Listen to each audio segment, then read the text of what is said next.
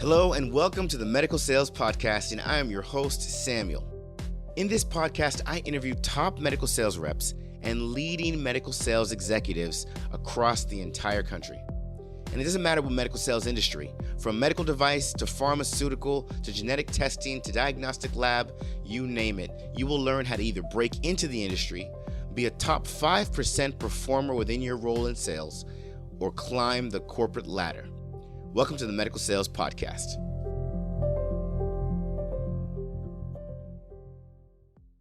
Hello and welcome to the Medical Sales Podcast. We have ourselves another special guest, and she goes by the name of Jennifer McLaughlin. She's a certified surgical technologist for over 22 years, specializing in mostly orthopedic and neurosurgery.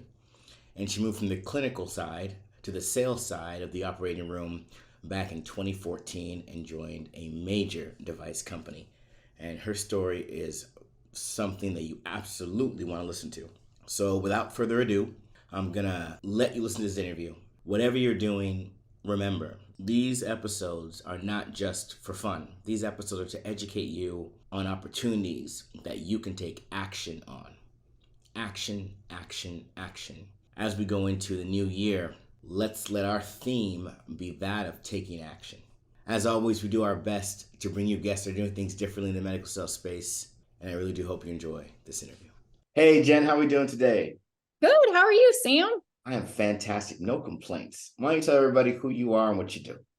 Would love to. I am Jen McLaughlin. I am now the Global Director of Operations for a startup, DABS Health. It is the diabetic amputation preventive specialists, and we help with a predictive technology to prevent diabetic complications such as foot ulcers and amputations. Ooh, that sounds very interesting. Predictive technology. What does that look like? Tell us a little bit more. So it is partnered with Exergen, and they use the temporal scanner technology, but it's a scanner made to scan your foot of diabetic patients with neuropathy and insensate of the feet. We scan the feet at 5 foot points, and it goes in and it monitors the temperature with ambient temperature taken into account. And we can predict if there's any kind of temperature changes. If they don't know that they had some kind of injury to their foot, we can predict with temperature changes, whether it's an increase or decrease, things that are potential complications that they have. That is cool. How big are the sales teams for that type of product? We don't have it yet. It's a startup. So we're just getting started, and we're looking at some different commercial launches, both direct to consumer and hospital models. So we're still getting all those set up. I'm the third employee. So yeah, you guys are really just starting up. That's exciting. Yeah.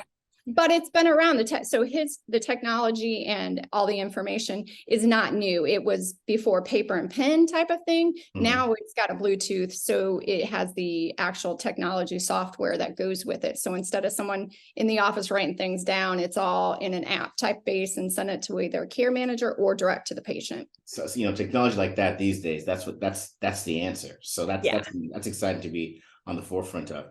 So let me ask you this. So if it's just you and you guys are kind of just starting here, who's the target? Who makes the actual decision on does this software get utilized or not?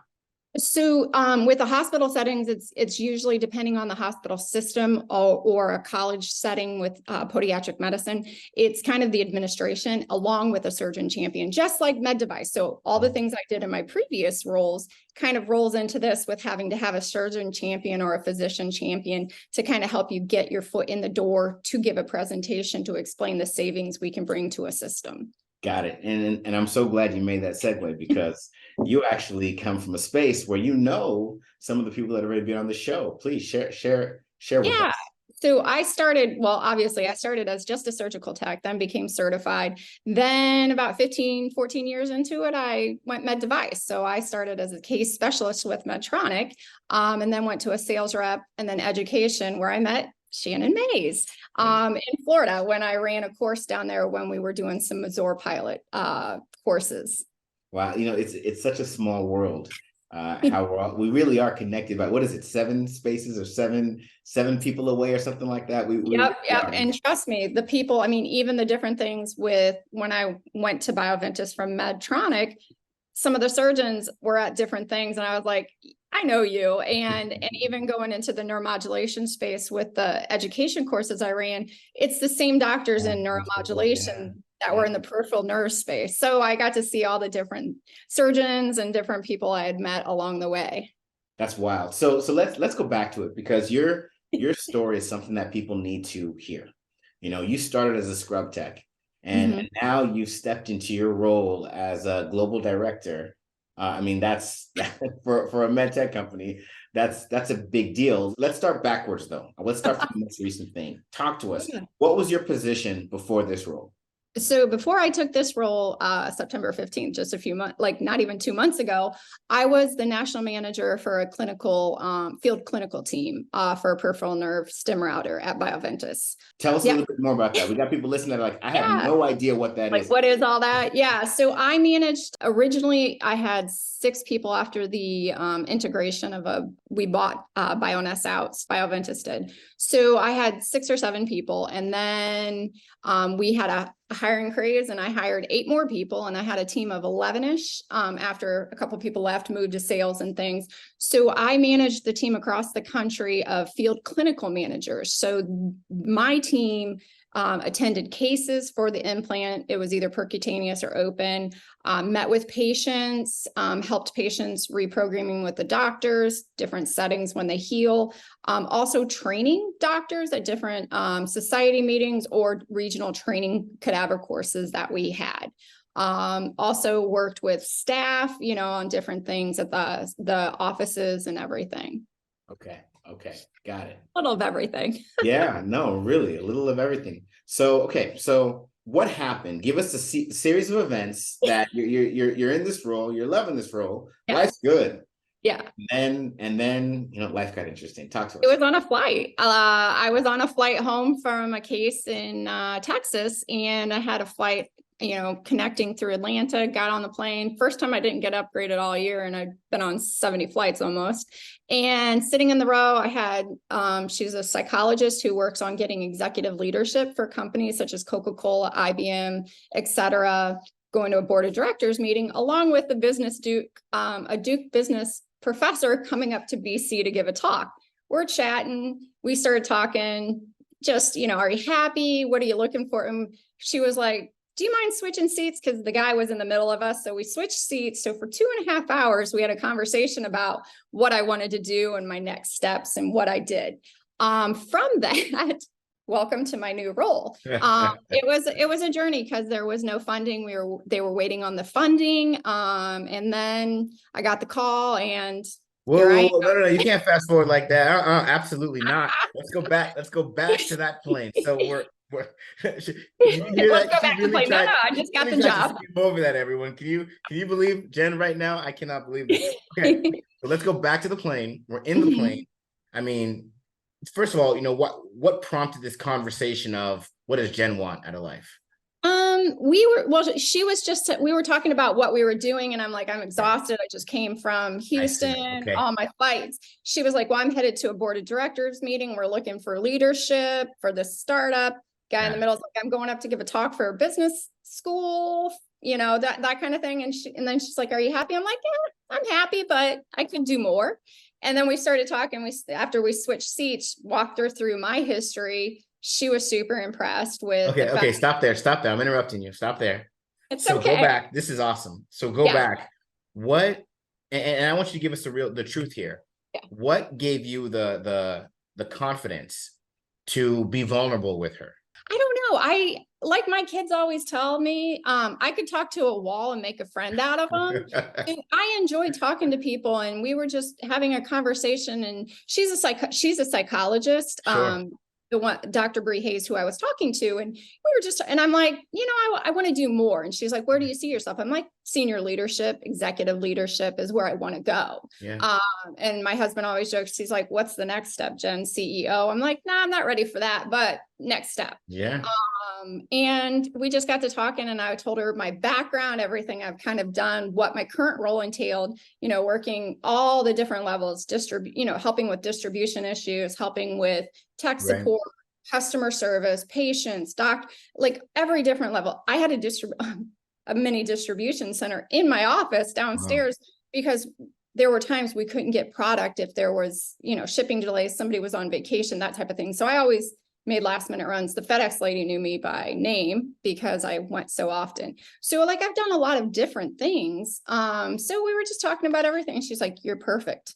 So she's like, we'll have a conversation. So literally we get into Boston, we had the conversation. And before I even walked, because we came into the far A terminal of Boston, before I even walked through the walking sidewalks, I had a text message from her, you'll be hearing from me. So I was like, okay. This is amazing. So was she like a psychologist headhunter or? So yeah, so she does executive leadership finding. She runs a consulting firm in Atlanta, works with. So she kind of consults. But she's friends with the owner. That's how she was part of the team. She's known him from from middle school, high school type of thing. So she is part of their board of directors. She was helping them look for executive leadership, finding what they want, and kind of helping with growing the team. Got it. So their conclusion was, we need this kind of person, and then you showed up. Here's what I want everybody to catch, though, and this is something. Look, we're about to get interesting here, but this is something I really firmly believe in. I really do believe that, especially nowadays, where we're also tied into our internet experience. We're on our phones, we're on our tablets, we're on our laptops, we're on Zoom calls. I mean, everything is very much an online agenda. So I feel like, okay, what's happening to social interactions because we're going this direction? And I think it's getting to a point where social awkwardness is no longer frowned upon. Social awkwardness is expected. People just expect you to be socially awkward because we're so busy trying to communicate online. Yep. So when you can not do that and just be vulnerable, real with someone, look at the experience you have. I mean, all you really did was be vulnerable. You were real about your situation, about your life. And that's not, I mean, there were many times I talked to different people, and when we were having chip issues, I happened to be sitting with a guy who ran a company that worked with microchips, and I got his information, connected him with our company, you just have a conversation. And most of the time, like, granted, this was one time I really wanted to just close my eyes and go to sleep for a couple hours. Sure. But I was like, I'm going to have this conversation, and look where it took me, where I could have just taken a quick nap and, not have this opportunity. But I gave myself, I was like, I'll have a conversation, see where it goes. And then I'm like, we'll see. And I had a lot of questions, but they just kept coming after me. So. That's amazing. So you're in the airport, you're going to your bags, and you get the text. Tell us the rest. I didn't have my bags because I only carry on. I don't check bags. Oh, okay. But I was walking. Yeah. So I was walking. She texted me. I was like, okay, can't wait to hear. Thank you. I was going to send her a text when I got to my car and say, thank you. I'm really excited about this potential opportunity. So, she sends me the text. She's like, I'll be talking to you. They had their board meeting. Next day, she sent me a text. She's like, super excited. They're very interested. And they want to meet with you next week. I'm like, okay. So the next week happened. They had a quick call, and then they're like, we want to meet you in person. So I flew down and met the owner, CEO, founder down in Maryland, and had, I think, about a 4 or 5 hour conversation about everything, walked me through the background, had a nice little breakfast, had a nice long conversation, learned the whole story of what brought him and got him here. And I was like, I'm sold. When do you want me to start? He's like, oh, we don't have the funding yet. I'm like, okay, well, let me know. And so we just kept in contact. And then August-ish, he reached out and said, okay, we have the funding. Is this okay? And I'm like, sure. Took a little pay cut, but with the expectation of this is going to be something huge. And I have a passion, like my previous stim router, peripheral nerve stimulator for chronic pain. It was a passion because these patients had chronic pain. Some of our patients were ready to have amputations, and then they got their lives back because the pain stopped. That passion is the same passion I see for this, because it can prevent 70% of amputations, foot ulcers in patients, which lead to amputations. It can even find comorbidities that diabetic patients have that they don't even know about, high blood pressure, kidney. So it's a passion too. So it's exciting learning. And I've learned a lot about diabetes I didn't know. Absolutely. Well, give us one. What's one thing that you didn't know that you learned? mean, I kind of knew, but retinopathy and glaucoma, realizing it is a high prevalence in diabetics. I mean, I know it's a higher prevalence in, older and elderly patients, but I didn't realize the correlation with diabetes. Yeah. That's fascinating. I'm curious what you guys had a 5-hour conversation, but I'd like to believe that there was a philosophy or a theme that just resonated with you so much that you said, you know what? Yes. What was that if you can share? It was the passion behind it, and that this isn't new. It's not a new novel kind of thought. It is a technology that has been around for 30 years with his previous company, but it has a new updated version. Exergen now has a Bluetooth scanner. Instead of relying on the patient to give you numbers and write it down after each foot point, it literally is in an app that gets pushed to the back end, and the algorithms are there, and we like spontaneously can say, okay, there's no issue, no alert needed, and that type of thing. That's amazing. Yeah. So we got to go back to the beginning now, because like we said a couple times, you were a scrub tech that's now global director here for a medtech company. So let's go to the beginning.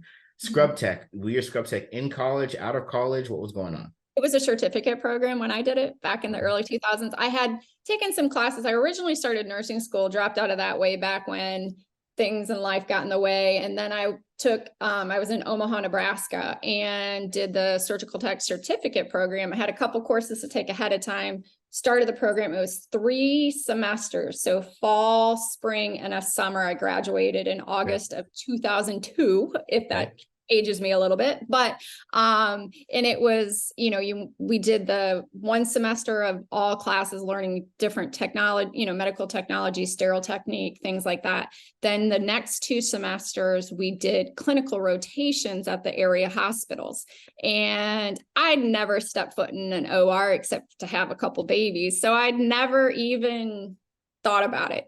I passed out my first day and in my rotation, and I was like, what did they do? So, I've always been curious. You see that in the movies and TV shows. Would you say that happens often, or is that just very rare? It happens. I mean, it was more nerves and the stress. I'd never been in there. I'd been told how awful and mean people are, and like, you need to follow direction. I was scared. But I didn't fully pass out. I just kind of got weak-kneed, sat on a chair. You just got weak. Yeah, I've seen that. But there were times, even as a tenured, surgical tech, and when I became certified, I almost passed out. I mean, we all had the flu, and we all took turns going out to the bathroom to throw up, re-scrub in. So like, I've been through different things. So it happens more than you would think. I've had doctors have vagal things happen and go down in the middle of a surgery. So you never know what can happen in the OR. Wow. And how casually she talks about it. That she's seen some things. Okay. So let's get into this then. So, you were a brand ambassador at a number of companies after you were a surgical technologist. Talk to us a little bit about what that was. Passion. I mean, and in the opportunity to talk about things I did anyway. I was a runner, trail runner. So shoes I loved. Hey, I'm going to talk to people about it. Shorts I'm wearing, I'll talk to people about it because I'm already doing it. I'm running, I'm talking. And everybody said I could sell anybody anything. I talked to people into doing 50Ks that had never ran more than a half marathon. So I'm good at talking people into things, not knowing that they can do what they don't think they can do. We have a life coach over here. My goodness. I love it. Okay. Yeah. All right. So that brand ambassador, it's cool because you can put it on your resume, but how do you explain the significance of that type of role? It's a non-paid, talking about what you want. You get a little things like, we got a couple pairs of shoes. We got a kit for ultra shoes, especially. We got a little kit of running with ultra, everywhere. And then we got half price shoes, everything. I have probably 100 pairs of running shoes. So that was after you were Medtronic for 6 years. Yes, and I was doing it at the same time. So what do you mean? Who got the half off? I got the half price off shoes. So I could buy shoes from the website for half price for talking about the shoes, promoting shoes. I helped volunteer at a few races for the tent, showed people the shoe, have a booth with shoes, wore the shirts at different races I did across the country. I ran a few marathons, 50Ks and 100Ks. Wow. So this was something that Medtronic was doing with No, it wasn't Medtronic. It was separate. So it was just something Oh, I did this on the is side, like a separate thing. oh, Yeah, okay, wait a minute. just for Okay. fun. This was just Oh, for so fun. you are a brand ambassador for all of your Mhm. extracurricular activities. Correct. Are Because I you had to still pay for it somehow. No. wow. Are you still doing it? No, because of my last role, I kind of stepped down. I didn't have time to put in the effort, and there were a lot of races I wasn't able to attend due to my travel schedule with my previous role. So I just Can they kind of level up on your tenure as a brand ambassador? Like, can you say, I want to be a bigger brand ambassador, so now I want to start getting paid? Or well, is that no, even because no? I'm not that, those are more your elite athletes. I'm like your mom on the back of the road running the trails. Got it. Got I it. do it for fun. I You do it don't for do it. passion. Yeah, you do it Yeah. for the real. Where See, I clear my head. That's where I've had my best decisions when I'm out there yeah. 6 or 7 hours running. I've thought, because you're in the moment and you don't have Mhm. to think, you don't see all the different things Yeah. coming at you. Your clarity is so much better that I figured out all the world's problems. Everybody used to tell me their problems and I'd figure it out when I was running. I love it. You know, that's so inspiring. I mean, you have this recurring theme, Jen, that if this doesn't excite me, I'm not going to do it. If I'm not motivated to do something deep with this, I'm not going to do it. And clearly it gets you to where you are today. So that's awesome. So Yeah. talk to us a little bit about, you went from Medtronic to Bioventus, correct? Mm-hmm, mm-hmm. What happened there? What was give us the story. Someone like with Medtronic, a HR talent acquisition agent reached out to me. Same when I started my case specialist role, reached out to me about a sales training, and I'd never done sales training. I mean, I was a case specialist, I was a sales rep, I was field education, running surgeon courses. I never taught the salespeople Right. in official capacity. I was like, Right. hey, I haven't done it. Let's do it. So I took that role. Interviewed, and it was during COVID. I started November of 2020, when things were getting finally back on the road, doing, in-person courses again, and reached out, and I liked the company. It's a spinoff of Smith and Nephew with the biologics and the healing, the Exergen and HA products. I was like, all right, I've been in the spine world most of my life as a surgical tech, spine rep, the different courses. I was like, why not teach people about biologics? So what were you responsible for teaching? Give us all the fields you were responsible for teaching. So with Medtronic, I was part of the RTG at the time. I know everything's changed now. So I taught in the beginning, it was the 5 divisions. So spine courses, enabling technology, DBS, ENT, kyphoplasty, and then your TDD and SCS, which is neuromodulation. So I ran the courses. I didn't teach them. I ran the courses, had the surgeons come in, teach the courses, or, there were some patient education ones too. So put those courses together, and across mostly the Northeast and Mid-Atlantic, then helped with a Mazor pilot training that started before COVID, got shut down during COVID. We did more, webinars like everybody else did, and then back to in-person. So I taught a lot of divisions. So I had a little bit of neuromodulation background. Coming into the sales training, it was biologics, and I was the surgical manager education. So I taught the corporate employees. So at the time, it was a distributor model. So we taught the managers, directors, any new corporate employee about the biologics, the history. And then occasionally I'd help in the field with the distributors that we were training about our products. Then Bioventus went public in 2021, and then we acquired Bioness, which was an Alfred Mann, and it had a rehab and the stem router PNS division. And we did a pilot training, and I had ran cadaver labs for so many years. I helped put that together and put together. I'm like, nobody's ever been in an OR. These are HA and Exergen. So they're more like walking into doctor's offices. They're not going to ORs, purchasing different things. Put together something about OR etiquette and cadaver lab. Some of them had never stepped foot in a cadaver training. So put that all together. And then they approached me to manage the clinical team. Wow. So as a sales trainer, it sounds like you did spend a lot of time teaching the science and the product. Mm-hmm. Did you teach sales skills at all?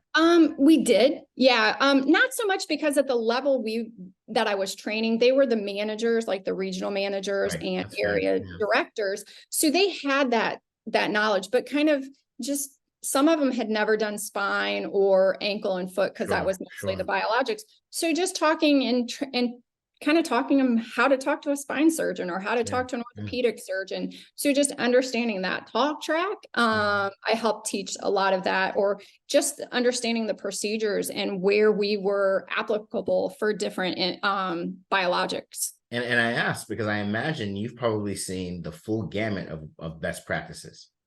Yeah, when I was from when I started as a surgical tech to even sales now. training to the whole thing. Yep. I've seen the best. I've seen the worst. Exactly. So I want to ask, I want to ask three things for all the sales reps that are listening right now, and then of course all the individuals that want to become sales reps or clinical specialists or associate sales reps. What three things would you say you have to do when you have this position? Going into sales, I would say you have to have an understanding of the product you are working with. You need to have an understanding of the dynamics in an OR if that's where you're at. You need to understand the dynamics of the OR, from hierarchy to just being in the room and what you can and can't do. And I would say just knowing the big picture, not just what you need to sell or what you need to do, but understanding the bigger picture of what's going on with the product, the surgeon, the whole picture, not just that moment. You need to think the broader picture of what you can do for that surgeon's practice, bringing in new products, bringing in something that specifically they like, or different things like that. I like that. The product, the makeup of your account, and how your account interacts with every other level of business and how you can help with that account. I like that. That's good. And I ask you that because I'm sure you've seen, the highest performing reps and the lowest performing reps. And I'm assuming that the highest performing reps, they did all these three things very, very well.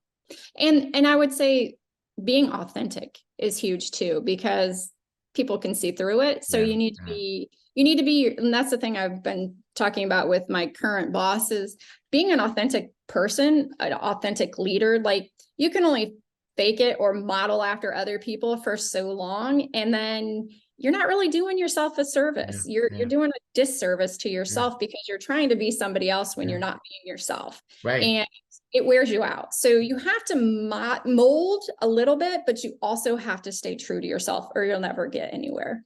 Absolutely. And in addition to dealing with that exhaustion, you could become potentially a global director of a medtech company. So potentially just by having a conversation on a plane.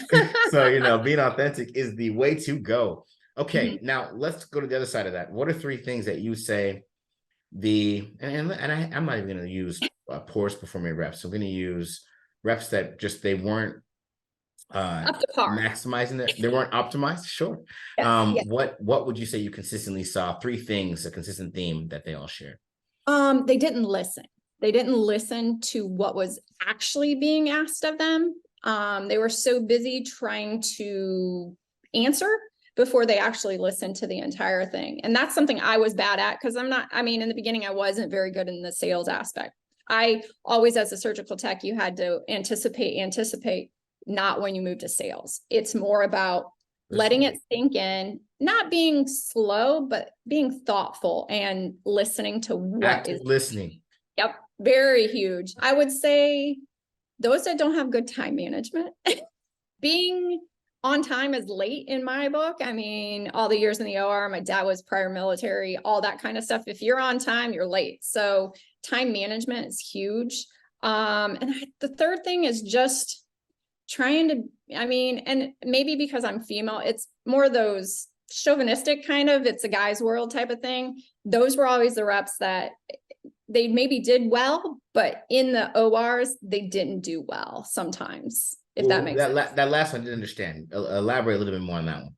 So, and this may be of my old school days of when I was a surgical tech, it was all the football players, the ex-Huskers, the ex-football players, different sports. They just came in and it was guy's world kind of thing. And they didn't always understand. There were some, like I worked with Darren Flutie, who was a rep for Arthrex. Great. He did amazing. But then I worked with some former football players and things that it was more about, hey, I'm here. look at this, that type of thing. So having a sense of entitlement? Kind of, because they were good at what they did before. And I mean, I've worked with a lot of former pro football and different things like that were amazing reps, but I also worked with some that were not, because it was all about them instead of helping and being a part of the team. Got it. That makes sense. No, this makes perfect sense. I love this. And then I'm going to ask you 2 golden questions, and then we're going to come to a close today. So these questions, answer it freely.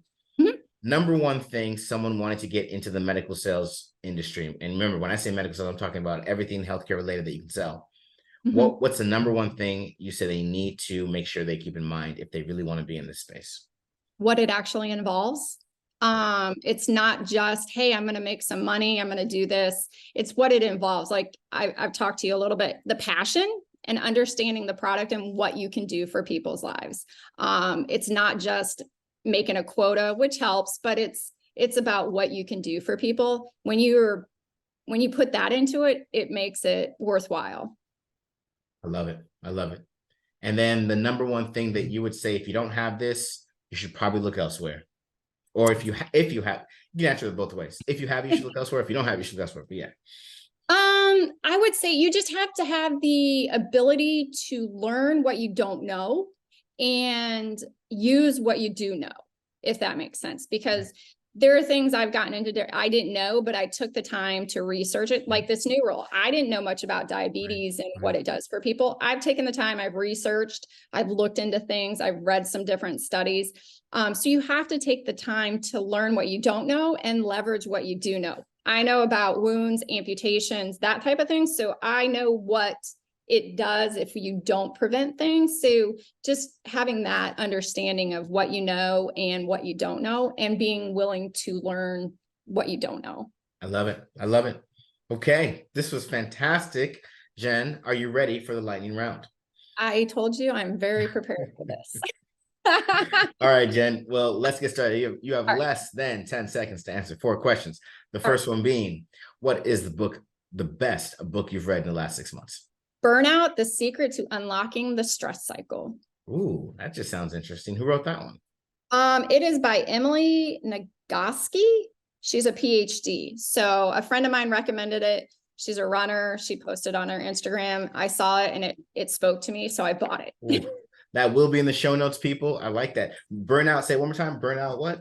The Secret to Unlocking the Stress Cycle. I like that. That's cool. I'm going to check that one out. Okay. Best TV show or movie you've seen in the last 6 months? I don't watch a lot of TV because I live on a lake, so I don't do a lot of things. But when I travel, I've rewatched Criminal Minds on Netflix, and like the CSIs and Law and Order. So I like solving mysteries and figuring things out, and the scary. Oh yeah. Okay. Best meal you've had in the last 6 months? I don't know if it's so much a meal, but a restaurant. So there's a place whenever I'd go to Durham where my previous home office was, I always went to Viceroy. It's a English. Say one more time. It's called Viceroy. Viceroy. Viceroy. Yep. It's a Indian English fusion kind of place. I've never had anything bad there. Wow. Like I crave it. And every time, as soon as I land, I would text a friend and be like, what is the name of the restaurant? Because I always forgot it. I know where it's at, but I always forgot the name of it. You got to give us one suggestion. Just one item. Their garlic, any of their naan breads are amazing. And any of their masalas and the different appetizers, amazing. Okay. Next time I'm in Durham, that's happening. Okay. And then last but not least, in the last 6 months, what is the best experience? I would say taking a chance and moving into an unknown role. 2 weeks in the role, we went to a conference in the Bahamas, and I got to meet the Minister of Health and have a conversation with what our product and technology could bring to the country. What did that conversation, for lack of a better way of saying it, do for you? So it showed, I know, having only 2 weeks and all the time ahead of it, that I can grasp a concept and I can vocalize what I know and be at the table at a very important meeting. That's beautiful. I love that. Jen, it was amazing to spend this time with you today. We can't wait to see all the amazing things you do with this startup as the global director. So thank you for the time. Oh, thank you. I'm excited. And that was Jennifer McLaughlin, fantastic lady doing fantastic things. Okay, so something I want to address on this outro today is we are about to launch some new programs. And we have programs that help not only you, the listener, you in the audience right now, get into these positions, but we're expanding our services in the vein of, if you want to work for a medical technology company, it doesn't need to be in sales per se. Maybe you're an engineer and you want to work in a med tech company, or maybe you're some sort of technician and you want to work in a med tech company. Thousands of roles that there are in med tech companies. Then you need to go to Evolve Your Success, fill out the application, schedule some time with one of our account executives, and let's get you there, because we now have expanded our program to serve those individuals that they might not want to be in sales, but they know for sure they would love to work for the Strykers, the Pfizers, the Medtronics, and Boston Scientifics of the world. As always, we do our best to bring you guests that are doing things differently in the medical sales space. So make sure you tune in next week for another episode of the Medical Sales Podcast. I hope you enjoyed today's episode. And remember, I have a couple programs that show you exactly how to break into the medical sales industry, become a top-performing medical sales professional, and also how to masterfully navigate your career to executive-level leadership. Check out these programs and learn more at evolveyoursuccess.com. Stay tuned for more awesome content with amazing interviews.